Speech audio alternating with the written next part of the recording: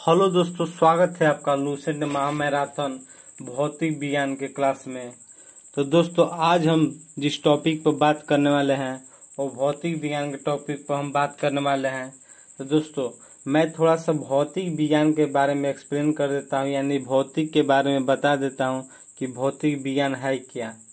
तो चलिए, भौतिक प्राकृतिक विज्ञान की वह शाखा है जिसमें द्रव्य तथा ऊर्जा और उसकी परस्पर क्रियाओं का अध्ययन होता है। भौतिक जो प्राकृतिक जगत का मूल विज्ञान है, क्योंकि विज्ञान की अन्य शाखाओं का जो विकास हुआ है वो भौतिक ज्ञान पर बहुत हद तक निर्भर करता है। और दोस्तों, मैं बता दूं कि जो भौतिक का पिता जो माना जाता है, भौतिक विज्ञान का जो पिता माना जाता है, वो न्यूटन को माना जाता है, जिन्होंने बहुत सारे नियम दिए विज्ञान के क्षेत्र में, चाहे वो गणितीय क्षेत्र में हो या फिर आप जियोग्राफी के क्षेत्र में हो, भूगोल के क्षेत्र में हो। तो चलिए, टॉपिक 14 जो कि आपका लाइट है यानी प्रकाश है, उससे जो भी क्वेश्चन जो बने हैं आपके लूसेंट विषय से, लूसेंट समान ज्ञान से, उससे आज हम लोग करेंगे। तो दोस्तों, अभी तक आप हमारे यूट्यूब चैनल स्टडी वाइट को यदि सब्सक्राइब नहीं किए हैं तो कर लीजिए और बेल आइकन की घंटी को दबा दीजिएगा, ताकि आने वाले सभी नोटिफिकेशन के वीडियो आपके तक पहुंच सके। तो चलिए, पहला क्वेश्चन है कि प्रकाश किन तरंगों के रूप में संचारित होती है। तो दोस्तों, इसका सही उत्तर हो जाए विद्युत चुंबकीय तरंग के रूप में संचारित होती है। अगला है कि प्रकाश का तरंग दैर्घ्य कितना होता है। तो प्रकाश का जो तरंग दैर्घ्य का जो मान होता है वो 3900 एंगस्ट्रॉम से 7800 एंगस्ट्रॉम होता है। अगला है कि प्रकाश के कणिका मॉडल किसने प्रस्तुत किया था। इसका सही उत्तर हो जाए दकार्ते। अगला है कि प्रकाश के तरंग सिद्धांत का प्रतिपादन किसने किया था। तो हाइगेंस। अगला है कि व्यक्तिकरण संबंधी प्रसिद्ध प्रयोग किसने किया था। तो टॉमस। अगला है कि किसने बताया कि जल में प्रकाश की चाल कम होती है वायु की अपेक्षा। सही उत्तर हो जाएगा फूको। अगला है कि विद्युत चुंबकीय तरंग जो है कैसी प्रवृत्तिक है। तो विद्युत चुंबकीय जो तरंग है अनुप्रस्थ है। अगला है कि प्रकाश विद्युत प्रवाह क्रमपटन सिद्धांत की व्याख्या किस सिद्धांत के द्वारा किया जाता है। तो यह है फोटोन। अगला है कि प्रकाश के वेग की गणना किसने की। तो रोमर। अगला है कि वायु निर्वात में प्रकाश की चाल कितना होता है। तो 3 × 10⁸ मीटर प्रति सेकेंड। अगला है क्वेश्चन, किसी माध्यम का अपवर्तनांक कुछ है तो उसमें प्रकाश की चाल पर क्या प्रभाव पड़ेगा। तो हो जाएगा आंसर आपका कम। अगला प्रश्न, सूर्य से पृथ्वी तक आने में कितना समय लगता है। सूर्य से जो प्रकाश है उसको पृथ्वी तक आने में कितना समय लगता है। तो 8 मिनट 16.6 सेकेंड। अगला प्रश्न है कि चंद्रमा के परावर्तित प्रकाश को पृथ्वी तक आने में कितना समय लगता है। इसका सही उत्तर हो जाएगा 1.28 सेकेंड। अगला कि वह वस्तु जो स्वयं के प्रकाश से प्रकाशित होते हैं उसे क्या कहते हैं। तो प्रदीप्त वस्तुएं। वे वस्तुएं जिनका अपना स्वयं का प्रकाश नहीं होता है वो कौन सी वस्तु कहलाती है। तो अप्रदीप्त वस्तु। जैसे में आपका चंद्रमा हो गया, क्योंकि चंद्रमा का खुद का प्रकाश नहीं है। हालांकि जिन वस्तु से प्रकाश की किरण आर पार हो जाती है उसे क्या कहते हैं। तो पारदर्शक। हालांकि कांच में प्रकाश की चाल कितना होता है। तो 2 × 10⁸ मीटर प्रति सेकेंड।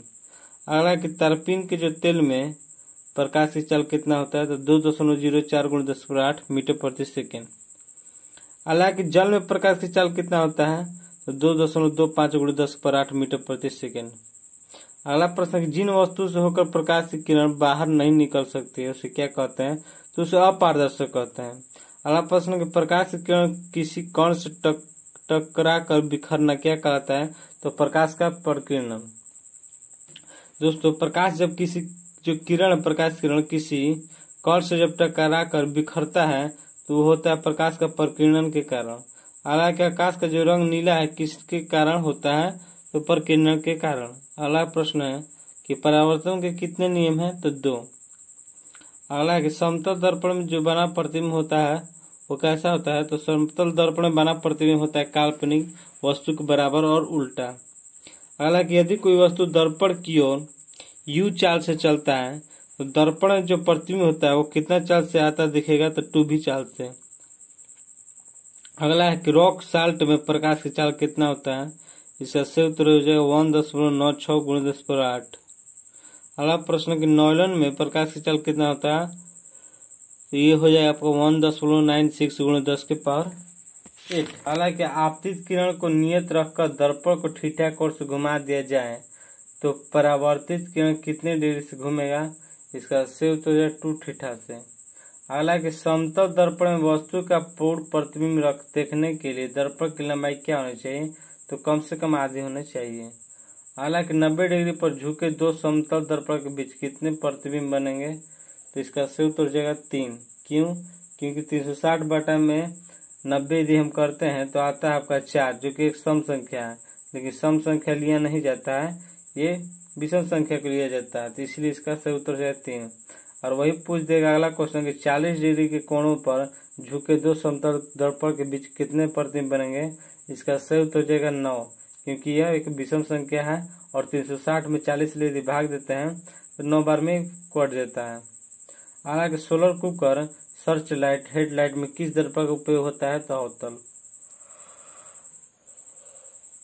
अगला प्रश्न है दोस्तों, यदि वस्तु अनंत तल पर हो तो प्रतिबिंब का आकार क्या होगा, तो बहुत छोटा। अगर वस्तु अवतल लेंस में अनंत पर हो तो प्रतिबिंब का आकार कैसा होगा, तो बहुत छोटा। हालांकि सोडियम परावर्तक लेंस में किस दर्पण का उपयोग होता है, तो उत्तल। हालांकि यदि कोई किरण अभिलंब के समानांतर प्रवेश करती है तो पथ में क्या परिवर्तन होगा, तो नहीं परिवर्तन होगा। हालांकि ताप बढ़ाने पर अपवर्तनांक पर क्या प्रभाव पड़ता है, तो घटता है। हालांकि सूर्योदय के पहले सूर्यास्त के बाद भी सूर्य दिखाई पड़ता है, किसके कारण, तो अपवर्तन के कारण। हालांकि क्रांति कोण में विकिरण माध्यम में अपवर्तन कोण का मान कितना होता है, तो 90 डिग्री। हालांकि आपतन कोण का मान क्रांति कोण से अधिक करने पर प्रकाश किस माध्यम में जाता है, तो सघन माध्यम में। अगला प्रश्न है, प्रकाश की किरण सघन से यदि विरल किस नियम में होती है, तो पूर्णांतिक परावर्तन में। हालांकि जल में जो परिपर्क नली होती है किसके कारण चमकती है, दोस्तों इसका सही उत्तर है पूर्णांतिक परावर्तन कारण। हालांकि कांच में आई दरार या हीरा का चमकना किसका उदाहरण है, तो पूर्णांतिक परावर्तन का कारण।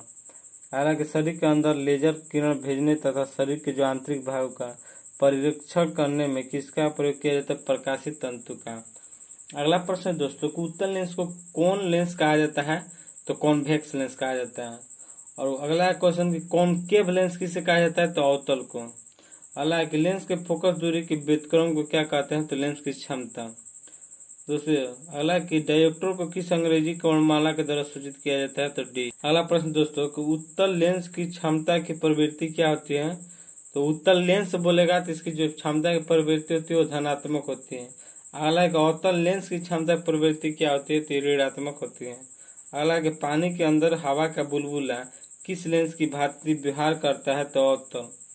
और वही पूछ देगा दोस्तों कि पानी के अंदर हवा का जो बुलबुला है किस लेंस की भांति दिखाई देता है, तो ये हो जाएगा उत्तल लेंस के समान दिखाई देता है। हालांकि सरल सूक्ष्मदर्शी में किस लेंस का द्वारक बड़ा होता है, तो इसका सही उत्तर है अभिनेत्र लेंस का। हालांकि दूरदर्शी में कितने लेंस होते हैं, तो 2, और दोनों होते हैं उत्तल लेंस। हालांकि लाल रंग का जो अपवर्तनांक है ये क्या होता है, तो कम होता है बैंगनी की अपेक्षा। हालांकि लाल तथा बैंगनी रंग को कांच से गुजारने पर किसका वेग जो अधिकतम होगा, तो लाल का। अगला प्रश्न दोस्तों कि प्राथमिक इंद्रधनुष में बाहर की ओर कौन सा रंग होता है, तो लाल। अगला है कि प्राथमिक इंद्रधनुष में अंदर की ओर कौन सा रंग होता है, तो बैगनी। अगला है कि अंदर वाली बैगनी किरण आंख पर कितना डिग्री का कोण बनाती है, तो 40 डिग्री 8 मिनट का। अगला प्रश्न है कि लाल किरण आंख पर कितना डिग्री का कोण बनाती है, तो 42 डिग्री 8 मिनट का। अगला प्रश्न है प्राथमिक इंद्रधनुष में अपवर्तन तथा परावर्तन कितनी बार होता है, तो 2 बार अपवर्तन और 1 बार परावर्तन होता है। दोस्तों इस प्रश्न को एक बार और करेंगे कि प्राथमिक जो इंद्रधनुष में अपवर्तन तथा परावर्तन कितनी बार होता है, तो प्राथमिक इंद्रधनुष में अपवर्तन जो होता है वो 2 बार होता है, परावर्तन जो होता है 1 बार होता है। हालांकि द्वितीयक इंद्रधनुष में अपवर्तन तथा परावर्तन कितनी बार होता है, तो 2 बार परावर्तन होता है, 2 बार अपवर्तन होता है। हालांकि द्वितीयक इंद्रधनुष में बाहरी रंग कौन सा होता है और अंदर की ओर कौन सा होता है, तो द्वितीयक जब इंद्रधनुष होता है तो बाहरी रंग बैंगनी हो जाता है और अंदर की ओर लाल हो जाता है। हालांकि द्वितीयक इंद्रधनुष में बैंगनी किरण तथा लाल किरण कितनी डिग्री का कोण बनाती हैं, तो जो बैंगनी किरण है वो 54 डिग्री 52 मिनट का बनाती है, जबकि लाल जो किरण है वो 50 डिग्री 8 मिनट का बनाती है। प्राथमिक रंग दोस्तों है कौन कौन? इसका सही उत्तर है लाल, हरा, नीला। हालांकि द्वितीयक रंग कौन है? तो द्वितीयक रंग है पीला, मेजेंटा और पीकॉक नीला। हालांकि रंगीन टेलीविजन में किस किस रंग का प्रयोग होता है? तो लाल, हरा, नीला, यानी प्राथमिक रंग का उपयोग होता है रंगीन टेलीविजन में। हालांकि व्यक्तिकरण को सर्वप्रथम किसने प्रयोगात्मक रूप से दर्शाया था? तो थॉमस यंग ने। अगला कि अनुदैर्ध्य अनुप्रस्थ तरंगों में अंतर कौन स्पष्ट करती है? तो ध्रुवण। अगला प्रश्न है कि किस तरंग में ध्रुवण की घटना नहीं होती है? तो अनुदैर्ध्य में। हालांकि किस तरंग में ध्रुवण की घटना होती है? तो अनुप्रस्थ में। दोस्तों अनुप्रस्थ तरंग बोलेगा तो आप प्रकाश को उदाहरण ले सकते हैं, और अनुदैर्ध्य बोलेगा तो आपको हवा का उदाहरण लेना होगा। अगला कि मायोपिया से ग्रसित व्यक्ति के निवारण के लिए कौन सा लेंस उपयोग किया जाता है? तो मायोपिया का मतलब होता है दोस्तों निकट दृष्टि दोष से। इसके लिए हम लोग अवतल लेंस का उपयोग करते हैं। हालांकि किस दोष में लेंस की जो गोलार्ध होती है वो बढ़ जाती है, फोकस दूरी घट जाती है, लेंस की क्षमता बढ़ जाती है? तो दोस्तों ये हो जाएगा मायोपिया यानी निकट दृष्टि दोष से। इसमें फोकस दूरी घट जाती है, लेंस की गोलार्ध बढ़ जाती है और क्षमता भी बढ़ जाती है। अगला है कि स्वस्थ आंख में किसी व्यक्ति का प्रतिबिंब कहाँ बनता है? तो रेटिना पर। अगला है कि हाइपरमेट्रोपिया से ग्रसित व्यक्ति को किस लेंस की आवश्यकता होती है? तो उत्तल। अगला है कि किसी दोष में गोलार्ध कम, फोकस का बढ़ना, क्षमता का घटना किस दोष से ग्रसित व्यक्ति है? तो हाइपर यानी दूरदृष्टि दोष है। हाइपरमेट्रोपिया का मतलब होता है दूरदृष्टि दोष है। हालांकि दिफोक्सी लेंस का उपयोग किस रोग से ग्रसित व्यक्ति करते हैं? तो जरा दृष्टि दोष। दिफोक्सी जो लेंस का उपयोग हो ना दोस्तों, ये जरा दृष्टि दोष से ग्रसित व्यक्ति करते हैं। हालांकि अबिंदुकता से ग्रसित व्यक्ति को किस लेंस की आवश्यकता होती है? तो बेलनाकार। हालांकि रेटिना के किस भाग से रंग का आभास होता है? तो शंकु यानी कोन से। हालांकि रेटिना के किस भाग से प्रकाश की तीव्रता का आभास होता है? तो छड़ से। अगला प्रश्न, आंख लाल किस अंग का होता है? तो नेत्र और श्लेष्मा के कारण। अगला दोस्तों, आंख का रंग किस पर निर्भर करता है? तो आइरिस पर। हालांकि सरल सूक्ष्मदर्शी में किस लेंस का उपयोग होता है? तो उत्तल। अगला प्रश्न, सरल सूक्ष्मदर्शी में कितने लेंस होते हैं? तो दोस्तों इसका सही उत्तर हो जाएगा 2। अगला प्रश्न है कि दूरदर्शी में किस लेंस का द्वारक बड़ा होता है? तो दोस्तों इसका सही उत्तर हो जाएगा अभिदृश्यक। हालांकि वस्तुओं का आवेशन किसके स्थानांतरण के फलस्वरूप होता है? इसका सही उत्तर है इलेक्ट्रॉन के। अगला प्रश्न दोस्तों कि मानव शरीर और रेशम को रगड़ने पर किसमें धन ध्रुव होता है? तो रेशम में। अगला प्रश्न दोस्तों कि चालक का पृष्ठीय तनाव किस पर निर्भर करता है? इसका सही उत्तर है आकार विद्युत रोधी पदार्थ पर। हालांकि पृष्ठीय तनाव सबसे अधिक चालक के किस भाग में होता है? तो नुकीले भाग में। हालांकि तड़ी चालक का आविष्कार किसने किया था? तो बेंजामिन फ्रैंकलिन। हालांकि किस पदार्थ का बना होता है आपका तड़ी चालक? तो ये हो जाएगा आपका तांबा का। हालांकि वोल्टेज सेल में कैथोड किसका बना होता है? तो इसका सही उत्तर है जस्ता का। अगला प्रश्न है डेनियल सेल में एनोड किसका बना होता है? तो तांबा का। अगला प्रश्न दोस्तों शुष्क सेल तथा बाइकार्बोनेट सेल में एनोड किसका बना होता है? तो कार्बन का। अगला है कि किसी खोखले चालक के अंदर विद्युत क्षेत्र का जो मान होता है कितना होता है? तो इसका सही उत्तर है 0। अगला प्रश्न दोस्तों कि विद्युत विभव का एसआई मात्रक क्या होता है? तो वोल्ट, यानी वोल्ट कौन सी राशि है? तो एक अदिश राशि है। हालांकि विभवांतर कैसे मात्रक क्या होता है? तो वोल्ट, तो वोल्ट दोस्तों एक अदिश राशि है। हालांकि विद्युत धारिता कैसे मात्रक क्या होता है? तो फैराडे। अगला प्रश्न दोस्तों किस सेल को एक बार प्रयोग कर लेने के बाद खराब हो जाता है? तो प्राथमिक सेल। हालांकि रासायनिक ऊर्जा को सीधे विद्युत ऊर्जा में परिवर्तन किस सेल के द्वारा किया जाता है? तो प्राथमिक सेल के द्वारा। हालांकि लेक्लांसो सेल किस सेल के उदाहरण है? तो प्राथमिक। अगला प्रश्न दोस्तों विद्युत ऊर्जा को रासायनिक ऊर्जा में, फिर रासायनिक ऊर्जा को विद्युत ऊर्जा में किस सेल के द्वारा किया जाता है? तो द्वितीयक सेल के द्वारा। हालांकि वोल्टेज सेल का आविष्कार किसने किया था और कब? तो दोस्तों इसका सही उत्तर हो जाएगा 1799 में एलिजांडो वोल्टा के द्वारा किया गया था। अगला प्रश्न है कि विद्युत घंटे टेलीफोन में किस सेल का उपयोग होता है? तो लेक्लांसो सेल के। हालांकि विद्युत धारा कैसे मात्रक क्या है? एम्पियर में। तो विद्युत धारा कैसे मात्रक है? एम्पियर, एम्पीयर दोस्तों एक ऐसी राशि है तो अदिश राशि है। हालांकि 1 एम्पीयर विद्युत धारा का प्रवाहित मान कितना होता है, इसका सही उत्तर 6.25 गुणा 10⁻18 6.25 गुणा 10⁻18 होता है। प्रतिरोध का ऐसे मात्रा क्या होता है तो ओम। मानव शरीर के विद्युत प्रतिरोध के परिणाम होती है कितना ओम, तो 10⁻6 ओम।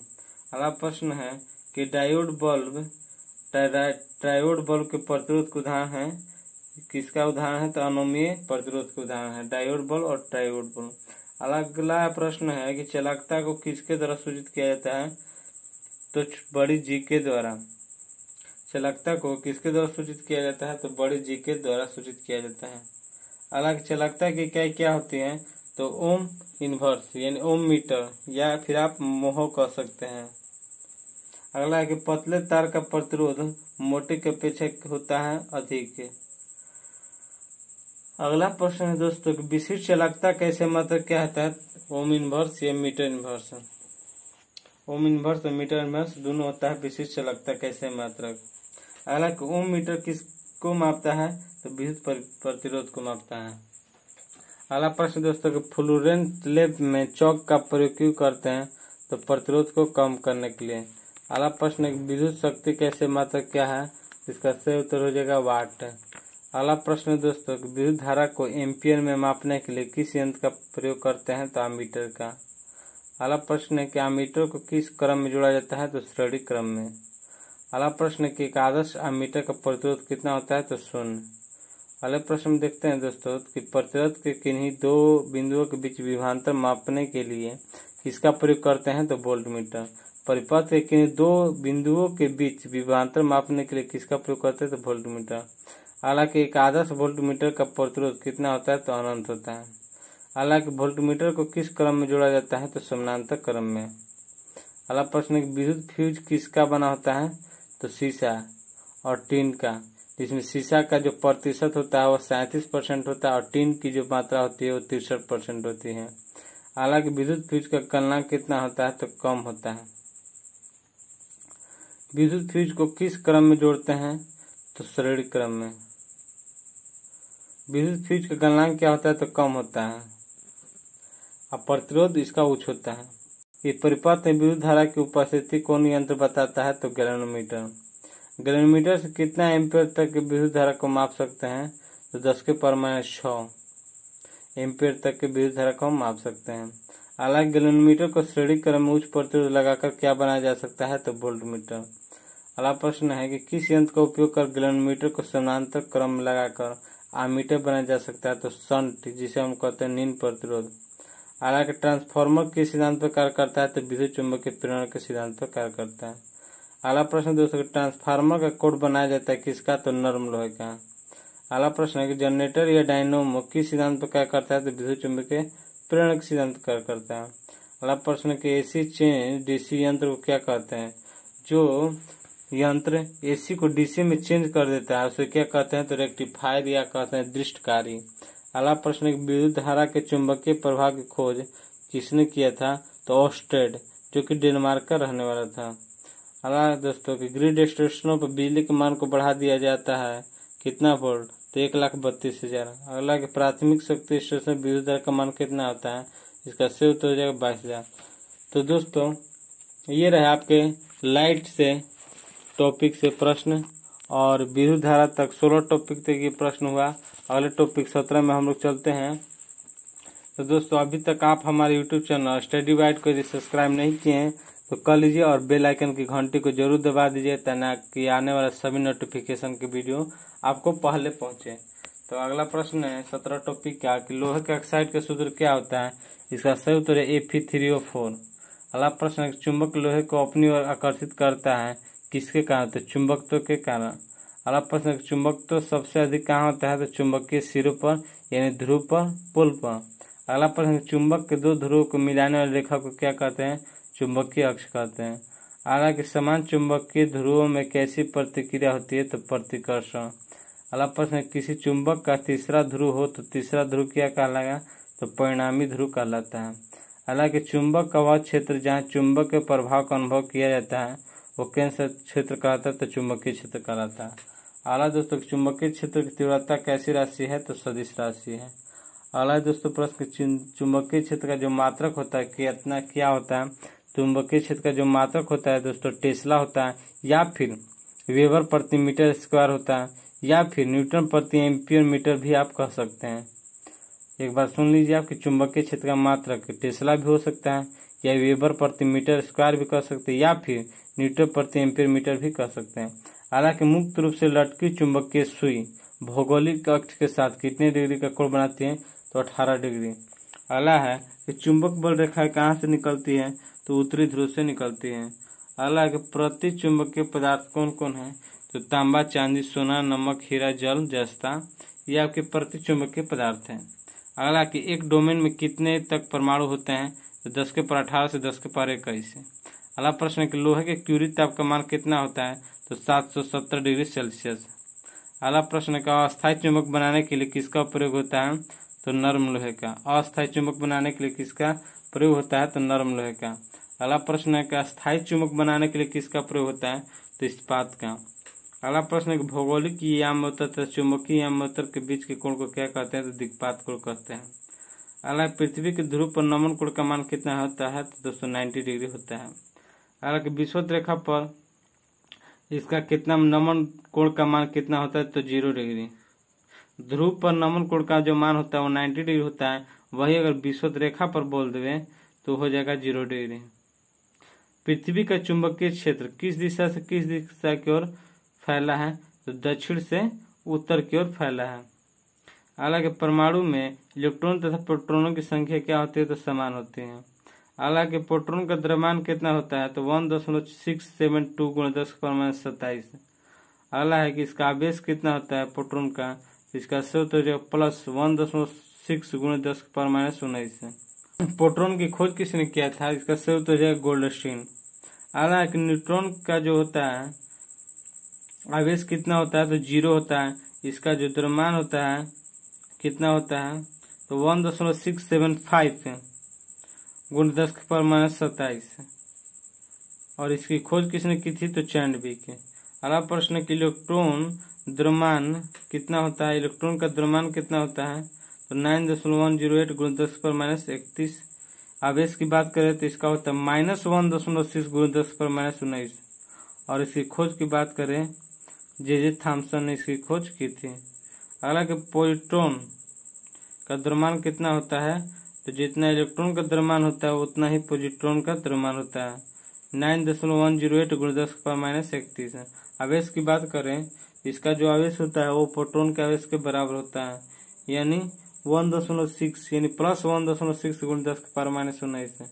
अगर इसकी खोज की बात करें पॉजिट्रॉन की, तो एंडरसन ने इसकी खोज किया था। हालांकि न्यूट्रॉनों के खोजकर्ता कौन है, तो पाउली। और इसके द्रव्यमान की बात करें तो 0 होगा, 0 होगा। और आवेश की बात करें तो वो भी 0 होगा। अगर फोटोन की बात करें, फोटोन की, तो द्रव्यमान और आवेश इसका भी दोनों 0 होगा। इसकी खोज किसने किया, तो आइंस्टीन ने। अगला प्रश्न है दोस्तों कि कैथोड किरण कैसे गमन करती है, तो सीधी। अगला प्रश्न है कि कैथोड किरण की प्रवृत्ति क्या होती है, तो ऋणात्मक। अगला कि कैथोड किरण का जो वेग होता है कितना होता है, तो प्रकाश के वेग का 1/10। अगला है कैथोड किरण टंगस्टन पर गिरती है तो कौन सी किरण उत्पन्न करती है, तो एक्स किरणें। अगला कि तात्विक अर्धचालक कितना कौन कौन है, तो तात्विक जो अर्धचालक सिलिकॉन और जर्मेनियम है। अगला कि निज अर्धचालक की चालकता किस पर निर्भर करती है, तो ताप पर। अगला है कि अपद्रव्य मिलाए जाने की प्रक्रिया को क्या कहते हैं, तो डोपिंग। अपद्रव्य मिलाए जाने की प्रक्रिया क्या कहते हैं, डोपिंग। हालांकि ताप बढ़ाने पर चालक की चालकता पर क्या प्रभाव पड़ता है, तो बढ़ती है। हालांकि ताप बढ़ाने पर चालक की चालकता क्या होती है, तो घटती है।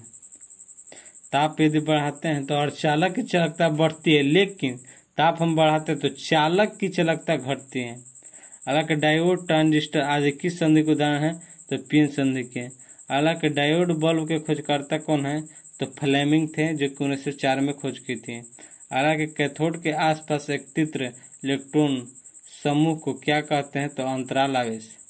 अगला प्रश्न है कि ट्रायोड बल्ब का निर्माण किसने किया था, तो 1907 में लेडी फॉरेस्ट ने किया था, जो कि यूएसए के रहने वाले थे। अगला कि जीनर डायोड का आविष्कार किसने किया था, तो सी जेनर ने। अगला कि भोरता नियंत्रक के रूप में किस डायोड का प्रयोग होता है, तो जीनर डायोड का। अगला प्रश्न है दोस्तों कि प्रकाशित संकेतों के संसूचन। अगला प्रश्न दोस्तों प्रकाशित संकेतों के संसूचन में किस डायोड का उपयोग होता है? तो फोटो डायोड का। अगला प्रश्न एलईडी का आविष्कार किसने किया था? तो निकोलो। अगला है कि विद्युत ऊर्जा को प्रकाश ऊर्जा में कौन बदलता है? तो एलईडी। अगला है दोस्तों कि चोर घंटी प्रकाशित संचार में किसका उपयोग होता है? तो एलईडी का। अगला है कि ट्रांजिस्टर का आविष्कार किसने किया था? तो जे बार्डिन तथा डब्ल्यू.एच. बैटन ने। अगला है कि पहले संदिग्ध ट्रांजिस्टर का आविष्कार किसने किया था? तो विलियम शाक्ले। अगला है कि अतिचालकता की खोज किसने किया था? तो दोस्तों इसका सही उत्तर हो जाएगा 1911 ईस्वी में कैमरलिन जोन्स ने किया था। अगला है कितने केल्विन पर पारा जो अतिचालक बन जाता है? इसका सही उत्तर हो जाएगा 4.2 केल्विन या 268.8 डिग्री सेल्सियस। एक बार और प्रश्न करते हैं कि कितने केल्विन पर जो पारा है ना अतिचालक बन जाता है? तो 4.2 केल्विन या 268.8 डिग्री सेल्सियस। अगला प्रश्न कि भारत में अतिचालकता विज्ञान एवं तकनीकी बोर्ड की स्थापना कब हुई? तो 1991 में। अगला कि रेडियो सक्रियता की खोज किसने किया? तो हेनरी बेकरल ने, पी क्यूरी ने और एम क्यूरी ने। रेडियो सक्रियता की खोज किया था Henry Becquerel, P Curie, M Curie ने। अगला कि रेडियम की खोज किसने किया था? इसका सूत्र रॉबर्ट पेरी एवं मैडम क्यूरी ने। अगला कि रेडियो सक्रियता से निकलने वाले किरणों की खोज किसने किया था? तो रदरफोर्ड ने। अगला प्रश्न दोस्तों कि सभी रेडियो सक्रिय तथा अल्फा बीटा गामा किरण उत्सर्जन के बाद किस में बदल जाती है? इसका सही उत्तर जाएगा दोस्तों शीशा में बदल जाता है। अगला प्रश्न है दोस्तों कि सबसे अधिक वेदन क्षमता वाला किरण कौन है? तो गामा। अगला प्रश्न सबसे अधिक आयनन क्षमता वाला किरण कौन सा है? तो अल्फा। अगला है कि एक अल्फा किरण निकलने से परमाणु संख्या तथा द्रव्यमान संख्या में कितना का अंतर होता है? तो 2 का परमाणु संख्या और 4 का द्रव्यमान संख्या में अंतर होता है। अगला कि एक बीटा किरण निकलने से परमाणु संख्या में तथा द्रव्यमान संख्या में क्या फर्क पड़ता है? तो बीटा किरण यदि निकालते हैं तो 1 की वृद्धि होती है, बल्कि द्रव्यमान संख्या में 0 होता है, 0 होता है। अगला कि रेडियो सक्रियता के माप किसने किया था? तो जीएम काउंटर से। रेडियो सक्रियता की जो माप की जाती है जीएम काउंटर विधि से की जाती है। हालांकि रेडियो एक्टिव कणों की उपस्थिति का पता लगाने तथा ऊर्जा मापने में किसका उपयोग होता है? तो अब्रकोस्ट का। हालांकि अब्रकोस्ट का आविष्कार किसने किया था? तो CRT विल्सन ने। हालांकि जीवाश्म या मृत पेड़ पौधे आदि की आयु का आकलन किसके द्वारा किया जाता है? तो कार्बन 14 के द्वारा। अगला प्रश्न कि आइंस्टीन का जन्म कब हुआ था? जर्मनी में। हालांकि आइंस्टीन को नोबेल पुरस्कार कब मिला था? तो 1921 ईस्वी में। अगला प्रश्न है कि E=mc² में किसका सिद्धांत है? तो अपेक्षितता का सिद्धांत है। अगला सूर्य से पृथ्वी को प्रति सेकेंड ऊर्जा प्राप्त होता है कितना? तो 4 × 10⁻26 जूल। सूर्य से पृथ्वी को प्रति सेकेंड ऊर्जा प्राप्त होता है कितना? 4 × 10⁻26 जूल। सूर्य का द्रव्यमान कितना दर से घट रहा है? तो 4 × 10⁹ kg प्रति सेकेंड से। हालांकि एक भारी नाभिक 2 भागों में टूटता है तो क्या कहलाता है? तो नाभिकीय विखंडन। अगला प्रश्न कि नाभिकीय विखंडन की खोज कौन किया था? तो स्ट्रासमैन और हर्न ने, जो कि यूएसए के वैज्ञानिक थे। अगला है कि परमाणु बम बनाने के लिए किस यूरेनियम का उपयोग हुआ था? तो यूरेनियम 235। अगला कि परमाणु बम बनाने के लिए किस प्लूटोनियम का उपयोग होता है? तो प्लूटोनियम 239। हालांकि हिरोशिमा पर जो बम गिराया गया था कब गिराया गया था? तो 6 अगस्त 1945 को। अगला कि नागासाकी पर जो बम गिराया गया था कब? तो 9 अगस्त 1945 को। अगला प्रश्न परमाणु भट्टी या नाभिकीय रिएक्टर सबसे पहले बनाया गया था प्रोफेसर फर्मी के द्वारा शिकागो विश्वविद्यालय में। अगला है कि नाभिकीय रिएक्टर में ईंधन के रूप में प्रयोग किया जाता है यूरेनियम 235 और प्लूटोनियम 239। अगला कि रिएक्टर में मंदक के रूप में इस्तेमाल किया जाता है तो भारी जल और ग्रेफाइट। अगला प्रश्न रिएक्टर में न्यूट्रॉनों की गति धीमा करता है तो मंदक। अगला कि रिएक्टर में नियंत्रक छड़ का उपयोग होता है कौन कौन? तो कैडमियम और बोरान का छड़ का उपयोग होता है। अगला प्रश्न 2 या 2 से अधिक हल्के नाभिक मिलकर भारी नाभिक बनाते हैं तो क्या कहते हैं? तो नाभिकीय संलयन। अगला है प्रश्न कि सूर्य तथा तारों से प्राप्त ऊर्जा किसके माध्यम से होता है? तो नाभिकीय संलयन के द्वारा। अगला प्रश्न दोस्तों का हाइड्रोजन बम का आविष्कार किसने किया था? तो एडवर्ड टेलर ने 1952 में। अगला प्रश्न दोस्तों का हाइड्रोजन बम परमाणु बम की अपेक्षा कितना शक्तिशाली होता है? तो 1000 गुना। अगला प्रश्न है कि कॉस्मोलॉजी यानी ब्रह्मांड विज्ञान किसका अध्ययन है? तो यूनिवर्स यानी ब्रह्मांड का। हालांकि तारों की कुल संख्या कितनी है, तो 10⁻22 कोरी। हालांकि ब्रह्मांड का प्रसार सिद्धांत किस पर आधारित है, तो रक्त विस्थापन पर यानी डॉपलर प्रभाव पर। हालांकि मंदाकिनी का कितने भाग तारों से बना है, तो 98%। अगला है कि मंदाकिनी का जो कितने परसेंट भाग धूल कण से बना है, तो 2% है। अगला है कि मंदाकिनी को आकृति के अनुसार कितने भागों में बांटा गया है, तो 3। अगला दूध मेखला या आकाशगंगा सबसे नजदीक मंदाकिनी कौन है, तो देवयानी। अगला प्रश्न है कि सूर्य दूध मेखला या मंदाकिनी का चक्कर कितने वर्ष में लगाता है, तो 25 करोड़ वर्ष या 250 मिलियन। अगला है तारामंडल से। तो दोस्तों तारामंडल से प्रश्न है, आकाश में कुल तारामंडल की संख्या, तो 89 हो जाएगी। सबसे बड़ा तारामंडल कौन है, तो सेंट्रोस, जिसमें 94 तारे हैं। अगला कि तारों में हाइड्रोजन की मात्रा कितना है, तो 70%, हीलियम की मात्रा 28%। अन्य तत्व की बात करें 2.8%। अगला है दोस्तों कि तारा के कितने रंग हैं, तो 3, नीला, सफेद और लाल। अगला कि जिस तारे का पृष्ठीय ताप उपेक्षाकृत कम होता है, किस रंग का होता है, तो लाल। जिस तारे का पृष्ठीय ताप उपेक्षाकृत कम होता है, किस रंग का होता है, लाल। जिनका पृष्ठीय ताप अत्यधिक होता है वो किस कलर का होते हैं, तो नीला रंग के। हालांकि उच्च पृष्ठ ताप वाले तारों का रंग कैसा होता है, तो सफेद। दोस्तों उच्च पृष्ठ बोलेगा ना, तब उस तारों का जो रंग होता है वो सफेद होता है। हालांकि सूर्य के बाद पृथ्वी के सबसे निकट का तारा, तो प्रोक्सिमा सेंचुरी। सूर्य के बाद पृथ्वी के सबसे निकट का तारा प्रोक्सिमा सेंचुरी। अगला है कि अल्फा सेंचुरी पृथ्वी से कितना दूरी पर है, तो 4.3 प्रकाश वर्ष है। अगला है कि पृथ्वी स्वयं अपनी धुरी पर किस दिशा में यात्रा करता है, तो पश्चिम से पूर्व की ओर। अगला प्रश्न कि तारे किस दिशा में गति करते हैं, तो ध्रुव तारा छोड़कर पूर्व से पश्चिम की ओर। तारे जो किस दिशा की ओर गति करते हैं, तो पूर्व से पश्चिम की ओर ध्रुव तारा को छोड़कर। हालांकि ऊंट बालक का ताप कितना होता है, तो -173 डिग्री सेल्सियस। अगला प्रश्न सर्वप्रथम किसने कृष्ण छिद्र के अस्तित्व की कल्पना की थी, तो मिचेल। अगला प्रश्न पृथ्वी की घूर्णन गति किस दिशा की ओर होता है, तो पश्चिम से पूर्व की ओर। अगला सूर्य का जो घूर्णन गति होता है किस दिशा की ओर होता है, तो पूर्व से पश्चिम की ओर। दोस्तों शुक्र और यूरेनस यानी अरुण का जो भी दिशा घूर्णन गति होता है वह होता है पूर्व से पश्चिम की ओर ही होता है। तो दोस्तों ये रहे आपके भौतिक विज्ञान टॉपिक 14 से लेकर 22 तक। टॉपिक 22 तक हुए यानी परमाणु तक। तो दोस्तों अभी तक आप हमारे इस यूट्यूब चैनल स्टडी वाइट को सब्सक्राइब नहीं किए हैं तो कर लीजिए और बेल आइकन की घंटी को दबा दीजिए ताकि आने वाले सभी नोटिफिकेशन के वीडियो आपको सबसे पहले मिले। धन्यवाद।